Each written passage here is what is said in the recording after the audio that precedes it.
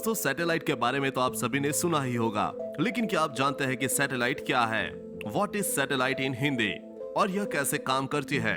तो चलिए आज हम आपको अपने इस पोस्ट में बताते हैं सैटेलाइट के बारे में कि आखिर सैटेलाइट है क्या और यह काम कैसे करती है। दोस्तों हो सकता है कि आपने पता लगाने की कोशिश की हो कि सैटेलाइट क्या है, व्हाट इज सैटेलाइट इन हिंदी और यह कैसे काम करती है, वह हवा में कैसे टिकी रहती है, लेकिन शायद बाद में आपको इतना ध्यान ना रहा हो क्योंकि अक्सर सैटेलाइट जो है वह हमसे बहुत दूर होती है, उसे हम देख नहीं पाते।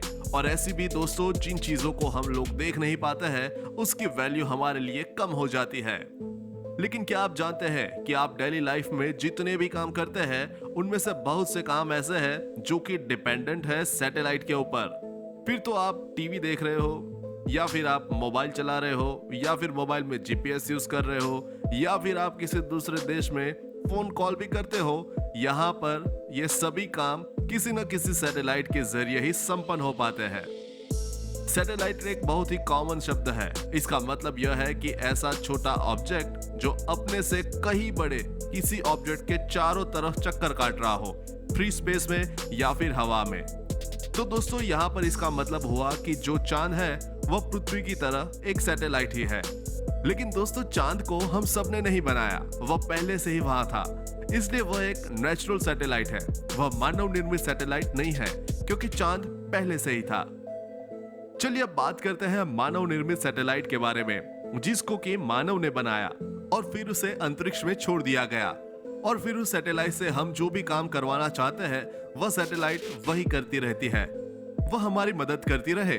और दोस्तों सैटेलाइट एक छोटे से टीन के डिब्बे के बराबर भी हो सकती है और एक बड़ी ट्रक के जितनी बड़ी भी हो सकती है।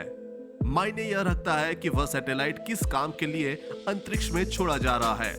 उनके साइज जो है बदलते रहते हैं उनके काम के अनुसार। सैटेलाइट कितनी ऊंचाई पर रहेगी, कितनी तेजी से वह घूमेगी, ये सभी चीजें बदलती रहती है।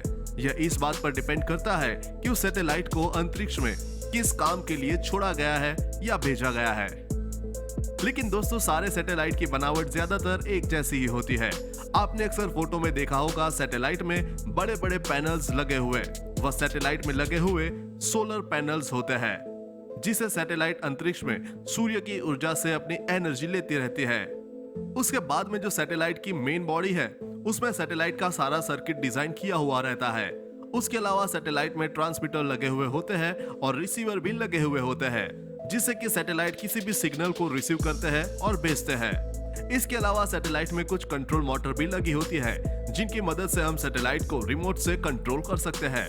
रिमोट की मदद से सैटेलाइट को थोड़ा बहुत एडजस्ट कर सकते हैं, जैसा कि उनका ऑर्बिट चेंज करना या फिर उनकी एंगल चेंज करना या फिर कनेक्टिविटी के प्रॉब्लम्स को सॉल्व करना। यह सब सैटेलाइट में लगे उस मोटर की सहायता से हम रिमोट से ही कर सकते हैं। इसके अलावा डिपेंड करता है कि वह किस मतलब से अंतरिक्ष में छोड़ाया गया है। जैसे कि कोई सैटेलाइट स्कैनिंग के लिए छोड़ा गया हो, उसमें स्कैनर लगा हुआ होता है, और कोई सैटेलाइट अगर फोटो लेने के लिए छोड़ा गया हो तो उसमें कैमरा लगे हुए होते हैं। पर यह सब निर्भर करता है कि सैटेलाइट किस काम के लिए अंतरिक्ष में छोड़ा गया है। लेकिन सैटेलाइट से जो मुख्य काम हम लोग लेते हैं वह है बातचीत, अर्थात कम्युनिकेशन के लिए। दोस्तों आप सभी जानते हैं कि पृथ्वी पर एक जगह से दूसरी जगह पर आप बात करना चाहते हैं तो आप रेडियो वेव सहायता से पूरी धरती को कवर नहीं कर सकते हैं, क्योंकि रेडियो वेव स्ट्रेट लाइन में ट्रेवल करेगी। या फिर आप यूज करते हैं ग्राउंड वेव तो वह धरती के साथ साथ जाएगी। लेकिन फिर भी सैटेलाइट की तुलना में इनकी कार्य क्षमता काफी कम होती है। तो दोस्तों कम्युनिकेशन में जब हम पृथ्वी के एक पॉइंट से सिग्नल सैटेलाइट को भेजते हैं तो सैटेलाइट उस सिग्नल को रिसीव करके पृथ्वी के दूसरे पॉइंट पर बड़ी आसानी से भेज देता है, जिसे कि हम लोग बड़ी आसानी से पृथ्वी पर एक जगह से दूसरी जगह बातचीत कर लेते हैं। इसके अलावा हम सैटेलाइट की मदद लेते हैं नेविगेशन के लिए या फिर इमेजिंग के लिए। तो दोस्तों यहाँ पर इसी बेसिस पर सैटेलाइट जो है वह हमारे लिए काम करती रहती है। लेकिन सबसे बड़ा सवाल कि सैटेलाइट हवा में टिकी कैसे रहती है। दोस्तों इसको लेकर बहुत ही सरल नियम है जो कि बनाया था जॉन गैपलर ने, और उन्होंने यह बताया था कि अगर किसी भी ऑब्जेक्ट को स्पेस में रहना हो और किसी और ऑब्जेक्ट के ऑर्बिट में चक्कर लगाना है, अगर वह एक फिक्स स्पीड पे फिक्स वेलोसिटी पे मूव करता है तो अगर वह अपने फिक्स दूरी को तय करते रहता है तो ऐसे में वह टिका रहेगा अपनी उसी ऑर्बिट में।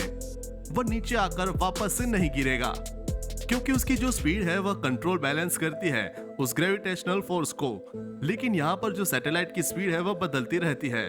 डिपेंड यह करता है कि कितनी ऊंचाई है, कितनी दूरी है उस छोटे ऑब्जेक्ट और बड़े ऑब्जेक्ट के बीच में।